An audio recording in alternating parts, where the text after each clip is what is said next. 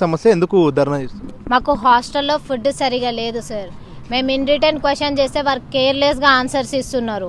So ఇది first time అయితే మేము ఏదో వాళ్ళు చెప్పంగానే వెళ్ళిపోయే వాళ్ళం, కానీ ఇది ఫస్ట్ టైం కాదు, సెకండ్ టైం మళ్ళీ రిపీట్ అవుతుంది. మేము అడిగినప్పుడల్లా 2-3 డేస్ మంచిగా ఉంటుంది, మళ్ళీ సేమ్ రిపీట్ చేస్తున్నారు. సో మేము ఇట్లయితే కాదు అని ఇప్పుడు వచ్చి ఇక్కడ కూర్చుంటే మేము ఇన్ రిటర్న్ మా రైట్స్ కోసం మేము పోరాడుతుంటే వాళ్ళు ఇన్ రిటర్న్ మా మీదనే ఎట్లా అంటే దౌర్జన్యం వేసినట్టు మాట్లాడుతున్నారు. మేము ప్రశ్నిస్తుంటే వాళ్ళు మా గొంతు నొక్కేస్తున్నారు.